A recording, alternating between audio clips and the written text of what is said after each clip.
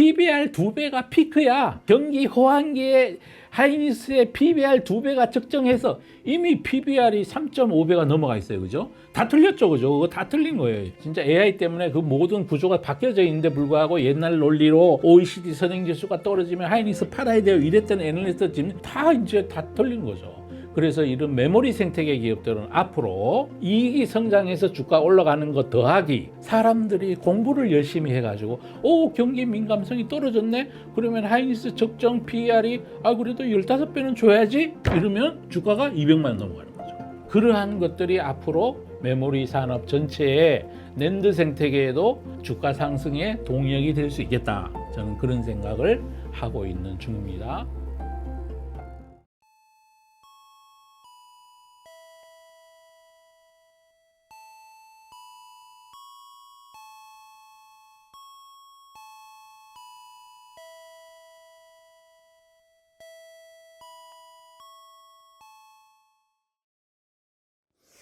안녕하십니까, 그분님들. 오늘은 1월 28일이고요. 오늘은 이제 반도체 생태계 총정리, 그리고 각 기업들의 특징이나 생태계, 요즘 어떤 게 하도가 되고 있고 이슈가 되고 있는지 이런 것들을 오늘 한번 총정리해서 말씀드리는 그런 시간을 가지려고 합니다. 제가 여기 앞에 모니터가 있는데 그냥 이렇게 배를 가리려고 폼으로 지금 해놓은 거고요. 제 머릿속에 있는 거를 차례대로 꺼내서 그분들께 말씀드리려고 그래요. 반도체가 왜 중요한지는 그동안 계속 말씀드렸고, AI 시대에 지금 그야말로 병목이죠. 병목입니다. 반도체가 또 그 병목 현상을 할 수 있었던 가장 큰 이유는 생태계가 가점되어 있습니다. 그러니까 새로운 진입자가 거의 안 생긴다는 겁니다. 생기더라도 따라오는데 아주 수년이 걸려서 중국이 막대한 돈을 가지고도, 중국이 경제가 1년에 GDP가 2조 달러가 넘죠. 유가증권 시장도 다 합히면 4조 5천억 달러 정도 시장이 되니까 우리 시장보다 훨씬 커요. 그죠? 2위, 글로벌 2위의 경제 강국이고, 작년에는 미국하고 관세 전쟁하면서 중국이 힘들 줄 알았던데 작년 1년 내내 중국이 1조 2천억 달러를 벌었답니다. 무역 수지 흑자가 매달 1,000억 달러씩 돈을 벌었다 그래요. 그만큼 중국이 막강한 나라가 됐는데도 불구하고 반도체를 아직 제대로 못 만들어요. 그 얘기는 돈을 지른다고 해서 이게 즉시 해결되는 게 아니라는 거를 의미하는 거고, 그래서 이게 우리나라가 반도체 잘하는 거, 이거는 진짜 단군 할아버지의 축복이다. 사실은 옛날에 접을 뻔 했던 적도 많았죠. 그죠? 왜냐하면 반도체 회사들이 지금은 가점인데 한때는 공급가행이었어요. 그래가지고 글로벌의 반도체, 메모리 반도체 회사들이 수두룩하게 많이 있었어요. 오죽하면 우리나라의 LG도 반도체를 했어요. 그리고 지금 SK하이닉스의 전신은 현대그룹에서 만든 반도체 회사하고 LG 반도체가 합병하고 구조조정해서 만들어진 회사예요. 그러니까 예전에는 제법 많았다는 거죠. 일본의 도시바도 반도체를 하고 있었어요.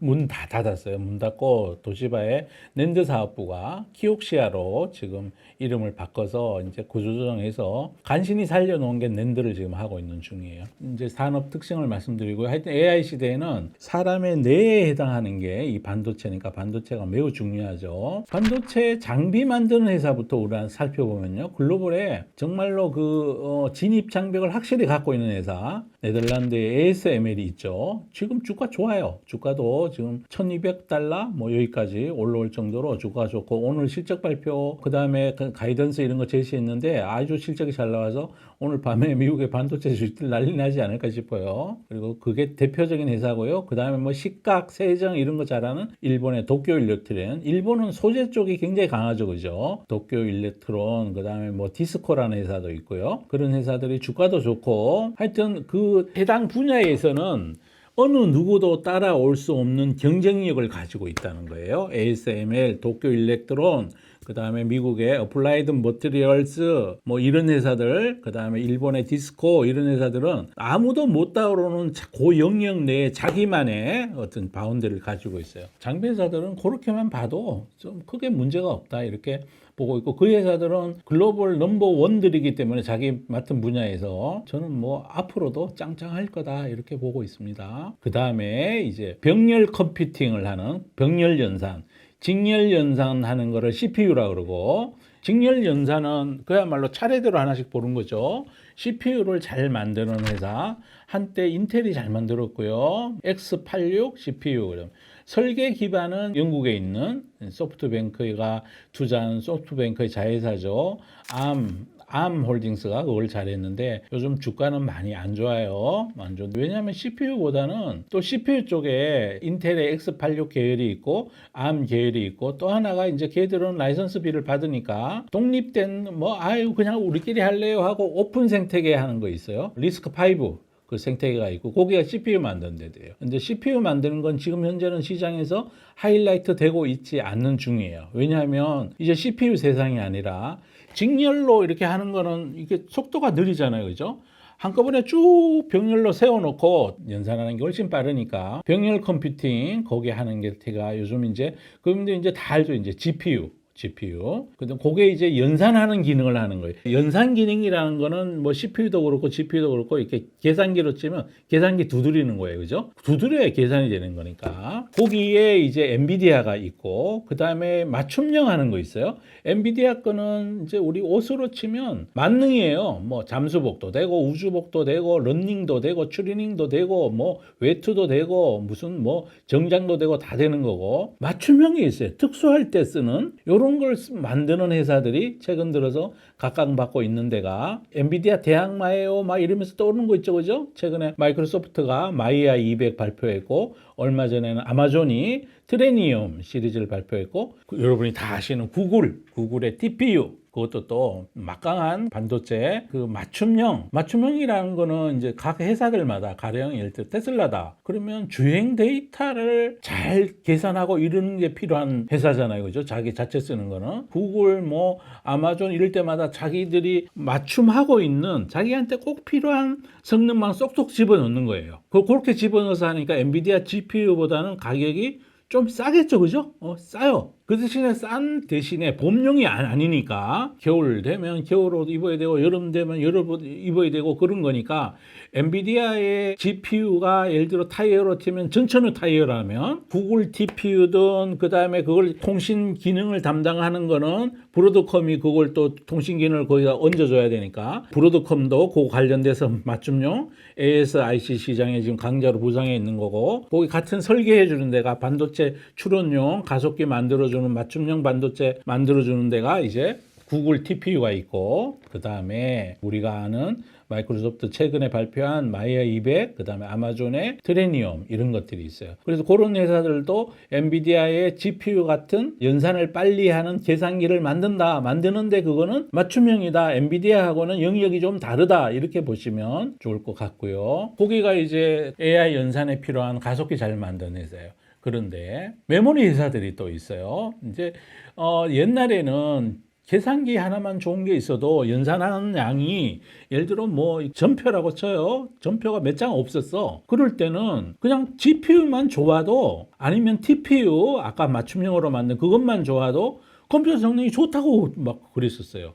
그런데 AI의 확산 속도가 엄청 빨라지면서 단순히 작은 문단을 주고받던 챗GPT가 아니라 이제 자율주행 데이터도 해석해야 되고 로봇의 동작도 제어해야 되고 물리적 공간에 대한 이해도 해야 되고 또 챗GPT가 문답을 주고받는 것도 긴 문맥을 해석해야 되고 그 다음에 또 이 AI가 에이전트 AI 자기 혼자 척척척척 업무 프로세스를 AI 스스로 해야 되는 그러한 에이전트 AI도 많이 발달하면서 추론 시장도 함께 커지면서 이게 얼마나 많은 전표가 빨리 계산기로 넘어오느냐 그게 또 중요하게 됐어요.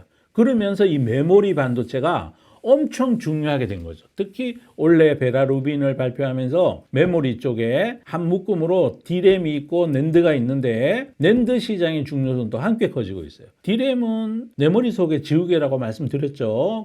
전기가 나가면 아유 나 지난 거 기억 못해. 근데 요거는 낸드는 기억을 하게 되니까 연산의 양이 늘어나면 늘어날수록 전표의 양이 늘어나면 날수록 한 묶음씩 하고 난 다음에 이걸 미리 중간에 저장해 놓으면 다음번에 똑같은 계산을 할 때 훨씬 빨리 계산을 할 수 있겠죠. 그죠? 그래서 그 관련된 기업들이 원래 또 낸드 가격이 엄청 올라가고 있어요. 거기 낸드 만드는 회사가 키옥시아, 미국의 샌디스크, 그 다음에 마이크론 테크놀로지 이 세 개 회사들 점유비를 다 합하면 한 40% 약간 넘는 수준 한 개 회사당 뭐 15% 그런 정도 언저리 왔다 갔다 하고 있는 거고, 한국의 삼성전자가 글로벌 마켓에 거의 뭐 30% 가까이를 지금 점유하고 있는 중이고요.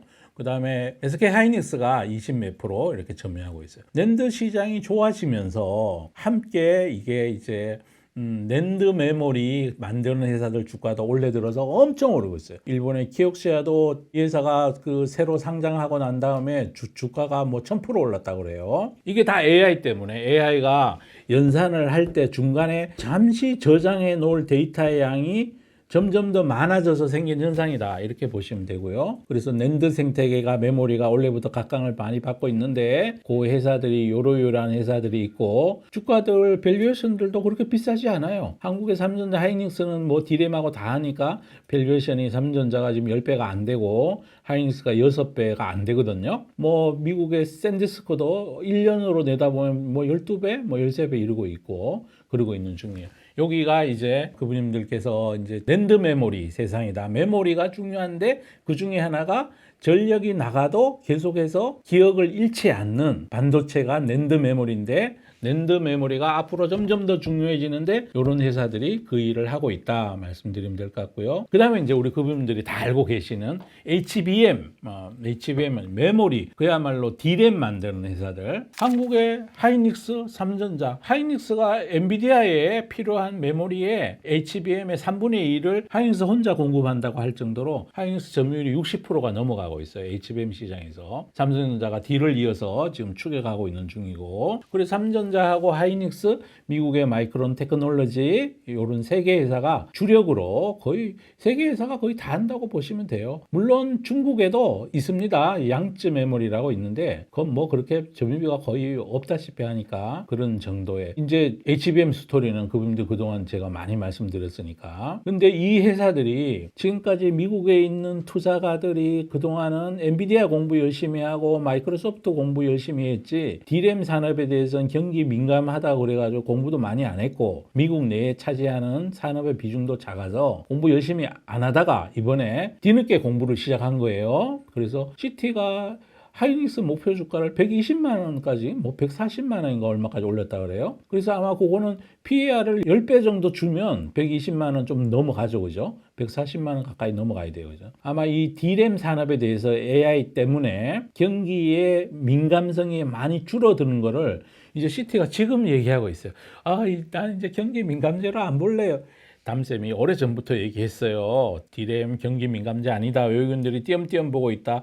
공부를 새로 할 거다라고 말씀드렸잖아요, 그죠? 그 외국인들이 공부를 새로 하고 있어요.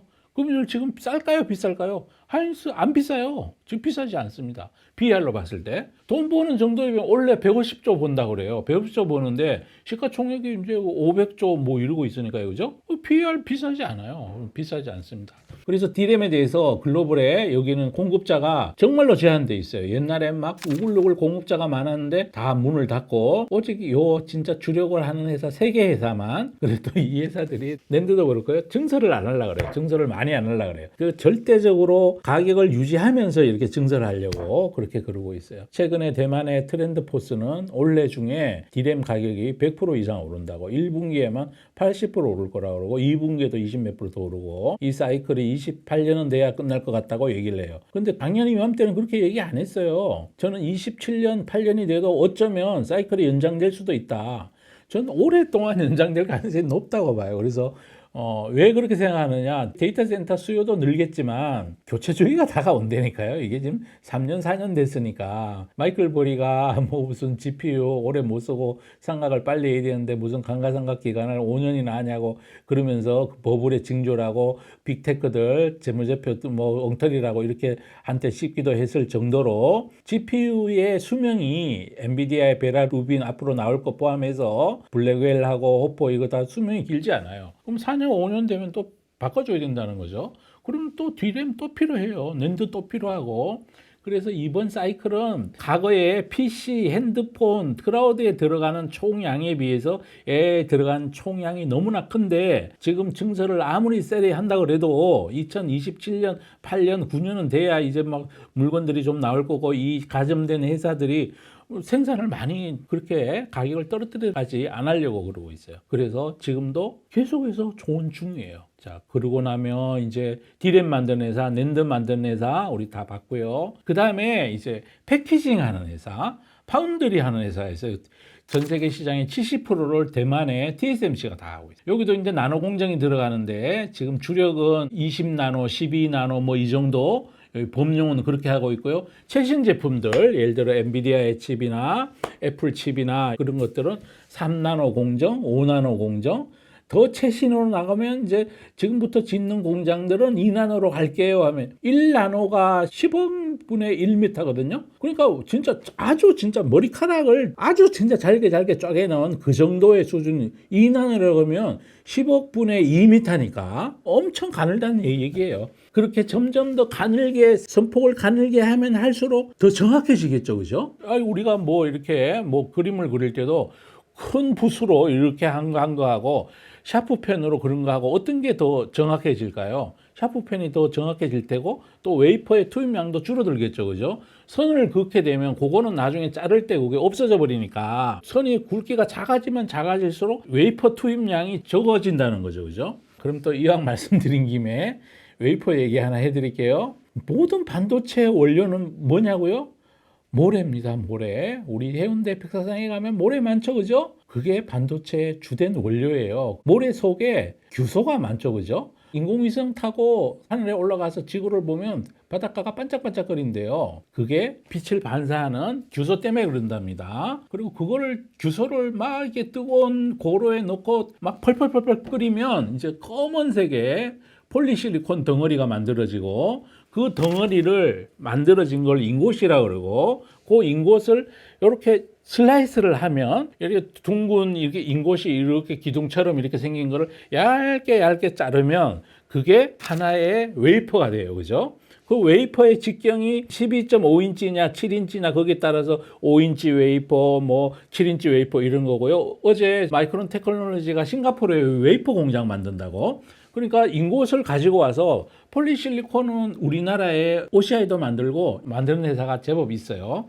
태양광용 폴리실리콘도 따로 있고 뭐 그렇습니다. 근데 어쨌든 아주 그 초정밀도 99.99999 11.9이다 그래요. 순도가. 그러니까 99.999까지 뒤에 9자가 11개가 들어가면 11.9 순도의 폴리실리콘이라 그러는데 그 폴리실리콘 11.9 정도 급에 해당하는 거를 순수한 폴리실리콘 그거를 자른다는 거죠. 자른 게 이제 웨이퍼예요. 그죠? 그 웨이퍼 만드는 회사들도 있는데 웨이퍼 만드는 거는 그렇게 돈이 안 되고 있는 중이죠. 그렇습니다. 하여튼 반도체는 바닷가 모래로 만든다. 이게 참 신기한 일이죠. 그죠? 첨단 반도체 원료가 온 세상에 흔하디 흔한 모래라는 거죠. 그래서 후공정하는 회사는 TSMC가 그걸 지금 다 만들고 있어요. 70%를 만드니까 TSMC도 재작년까지는 애플이 최대 고객이었는데 작년부터 엔비디아가 매출의 55%를 차지할 정도로 AI 쪽의 의존도가 굉장히 높아지고 있고 최근에 삼성전자도 TSMC처럼 파운드리 사업을 하고 있죠. 삼성전자가 파운드리에서 1조 이상씩 적자를 꼬박꼬박 냈었는데 최근에 테슬라로부터 23조 수주를 했죠. AI5 칩, AI6 칩을 수주했고 퀄컴으로부터도 파운드리를 이렇게 수주를 받을지 모른다고 그런 얘기를 하고 있는 중이에요. 그리고 파운드리 생태계에는 현재는 TSMC가 꽉 잡고 있고 한국의 삼성전자가 추격 중이고 그 다음에 중국의 SMIC가 거기 또 추격 중이에요. 파운드리는 뭐 하는 회사냐? 자기는 자기 비용으로 반도체를 구매해서 생산하고 이렇게 하는 데가 아니고 고객이 맡긴 설계도대로 그대로 만들어주는 일을 하고 있는 거예요. 엔비디아의 칩에 대해서 최종적으로 엔비디아는 설계만 하고 그걸 이제 칩을 만들어주는 거는 TSMC가 한다는 거죠. 아주 그냥 미세 공정을 잘할수록 훨씬 높은 수수료를 받겠죠. 그죠? 그래서 TSMC는 지금 PER이 19배 정도 해요. 내년 되면 16배로 떨어진다 그러니까 TSMC도 주가가 지금 꾸준히 계속 오르고 있어요. TSMC도 1년에 막 35%, 40%씩 지금 계속 성장하고 있는 중이고 그래서 글로벌에서 TSMC에 대해서는 경기 민감제가 아니다 이래가지고 PER을 20배 가까이 주고 있는 거예요. 근데 하이닉스하고 삼성전자는 메모리 산업은 경기 민감제다 이래가지고 PER을 6배, 지금 10배, 뭐 7배, 8배 지금 이루고 있는 거고요.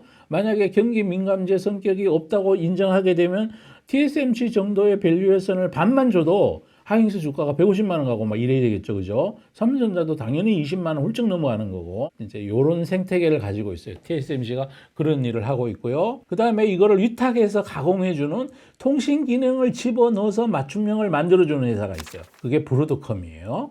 그 다음 작은 회사 중에는 미국의 마벨 테크놀로지라는 회사가 있는데 뭐 별로 저는 좋아하지 않습니다. 그리고 그 다음에 밑단으로 내려가면 데이터 센터 만들어준다 그래가지고 냉각장치 잘해요, 데이터 센터 잘해줘요 이러면서 거기 막 재작년에 한참 떴던 기업 있죠? 슈퍼 마이크로 컴퓨터. 요즘 주가 아주 그냥 작살나 있습니다. 작살나 있고, 그 다음에 뭐 미국에 막 데이터 센터 막 우리 많이 해요, 뭐 스타게이트 해요 하던 오라클이라는 회사가 있고, 그 회사도 마진이 높지 않는데 계속 시장에다가 우리 마진 높다고 내가 한때 300불 가고 이랬을 때 제가 수업하면서 말씀드렸던 적이 또 기억이 나고요. 그 다음에 또 델 컴퓨터 있죠? 델도 마찬가지로 데이터 센터 하는 거고요. 퀄컴은 통신용 칩에 특화되어 있는 거죠. 거기도 반도체인데 퀄컴은 특허료로 많이 이제 먹고 사는 회사고, 퀄컴은 통신용 모뎀 칩 이런 반도체 하는 회사인데 애플이 자체 개발하면서 퀄컴은 주식이 지금 잘 안 됩니다. 그죠? 그리고 퀄컴은 휴대폰 들어가는 AP 프로세스 스냅드래곤 칩 만드는 회사인데 그 칩도 만드는데 그건 삼성전자가 이번에 또 자체 칩 만든다 그러고, 애플은 퀄컴 거는 거의 다 안 쓰죠. 이죠? M4 칩이라고 자기 칩을 스스로 만들어서. 퀄컴은 점점 입지가 지금 안 좋아지고 있는 중이에요. 그 주가도 좋지 않습니다. 지금 특화되어 있는 칩을 만드는데 다른 경쟁자들이 그 칩을 많이 지금 생산하고 있는 중이라서 퀄컴은 앞날이 그렇게 썩 밝지 않아 보인다. 반도체 생태계에서 그렇게 말씀드리면 될 것 같아요. 그러면 거의 다 말씀드린 것 같아요. 이 중에서 지금 글로벌에서 나머지들은 제값을 비슷하게 받고 있거나 원래 과거에 스토리가 없던 시절이 아니라 스토리가 개발되어서 이미 제값 비슷하게 받고 있는 회사들이, 이런 회사들은 앞으로 이익이 늘어야 주가가 오르겠죠. 거기에 해당하는 회사들이 TSMC 정도? 요거는 이 회사는 워낙 이익이 따박따박 늘어나니까 그냥 이익 늘어나는 대로 해마다 30% 40% 주가 꾸준히 오를 거다 이런 생각을 저는 가지고 있고요. 개발이 아직 스토리가 개발 안 된대. 새롭게 주목하고 있는데 펀더멘탈도 이익도 늘어나고 밸류에이션 멀티플도 확장될 수 있는 곳. 최근에 베라루빈 시리즈 때문에 나타난 변화, 그 다음 저장 장치가 더 필요해서 그쪽이 더 좋아진다는 거 더하기, 또 D램 쪽도 경기 민감성이 없어졌네요 이러면서 이익도 많이 늘어나고, 또 제가 하이닉스 공부하면서 하이닉스는 앞으로 주주환원도 좀 해야 됩니다. 그런데 오늘 보니까 마감하고 뭐 자사주 수확도 한다고 그러고 배당도 한다고 그래요. 하이닉스가 드디어 배당을 한답니다. 자사주도 수확하고. 이런 회사들은 앞으로 이익 성장 더하기, 스토리가 개발되면서 멀티플이 PER이 적정 주가를 계산할 때 종전에는 PER 뭐 10배 수준이 적정 주가예요 이랬다면 PBR 2배가 피크야. 경기 호황기에 하이닉스의 PBR 2배가 적정해서 이미 PBR이 3.5배가 넘어가 있어요. 그죠? 다 틀렸죠. 그죠? 그거 다 틀린 거예요. 진짜 AI 때문에 그 모든 구조가 바뀌어져 있는데 불구하고 옛날 논리로 OECD 선행지수가 떨어지면 하이닉스 팔아야 돼요 이랬던 애널리스트 지금 다 이제 다 틀린 거죠. 그래서 이런 메모리 생태계 기업들은 앞으로 이익이 성장해서 주가 올라가는 것 더하기, 사람들이 공부를 열심히 해가지고 경기 민감성이 떨어졌네? 그러면 하이닉스 적정 PER이 그래도 15배는 줘야지? 이러면 주가가 200만 원 넘어가는 거죠. 그러한 것들이 앞으로 메모리 산업 전체의 낸드 생태계에도 주가 상승의 동력이 될 수 있겠다. 저는 그런 생각을 하고 있는 중입니다. 그 다음에 장비, 네덜란드 ASML 이 장비 부분은 스토리가 다 개발되어 있는 거죠. 그러니까 이익이 늘어야 돼요. 거기도 이익이 늘어야 올라가는 거지 추가로 막 멀티플이 리레이팅 되고 이러진 않을 거고, TSMC도 그럴 거고. 또 하나 정말 진짜 블랙홀에 빠져 있는 듯이 몇 달째 지금 옆으로 행보하고 있는 엔비디아가 있어요. 엔비디아가요, 최근에 무디스가 신용 등급을 AA1으로 올리면서 올해 매출이 작년보다가 50%가 는다고 그래요. 그러면 PER도요, 얘가 한때 막 무진 높다가 지금 포워드 1년 기준으로 PER이 20배 초반이에요, 지금. 23배 뭐 이 정도 언저리예요, 그죠? 그러면 얘 막 괜히 그 쓸데없이 AI 버블론에 그냥 희생양이 됐고, 거기에 더해서 중국의 수출 하니 많이 여기에 또 계속 노이즈가 있었고, 거기다가 또 뭐 더해서 막 끊임없이 제기되고 있는 순환 출자, 뭐 순환 소싱, 뭐 이런 논란이 많이 있었잖아요, 그죠? 그런데 지금 PR은 엄청 낮아져 있고 원래 50% 성장한답니다. 그럼 주가가 여기 머물러 있지 않을 거다. 그래서 반도체 섹터에 지금 탑픽을 골라라 이러면 메모리 회사들 더하기 엔비디아 더하기 안정적인 거 좋아하는 분들은 TSMC 무겁게 들고 가고 이렇게 들고 가면 좋지 않을까요? 미국의 인텔이 최근에 주가가 제법 많이 올랐는데 미국 정부가 지분 10% 사면서 펀더멘탈은 개선되는 게 별로 없어요. 거기다가 반도체는 글로벌에 미국이 자국 내에 생산 기반을 많이 늘리려고 전략적으로 엄청 지금 노력하고 있는 중이에요. 그러다 보니 대만의 TSMC는 미국에다가 원래 2,500억 달러 투자하려던 걸 2,500억 달러 추가하겠다고 지금 이런저런 돈 모아가지고 한다고 그러고요.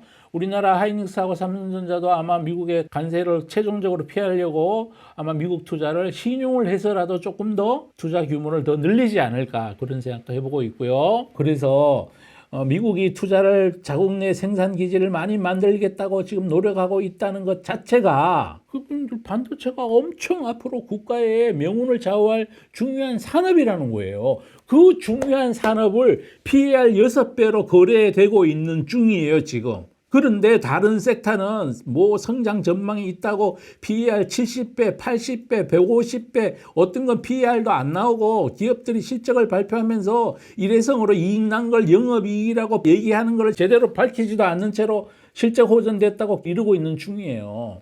미국의 언론들은요 절대로 그렇게 쓰지 않습니다. 일회성은 일회성이라고 쓰고 비경상적인 이익이니까 영업이익으로 포함되는 게 안 맞다고 쓰고 미국 기업들 실적 발표하는 거 보면 이거를 GAAP 기준 Generally Accepted Accounting Principle로 회계 기준으로 된 거하고 자기 자체 기준하고 일회성이 있을 때 없을 때 다 발표하잖아요. 이렇게 해서 반도체 한 바퀴 돌았습니다. 이 생태계에서 제일 핵심이 지금은 메모리다. 메모리에 대해서는 글로벌에서 인식의 개선이 지금부터 진행되고 있는 중이다. 인식의 개선에 주된 거는 경기 둔감성이다.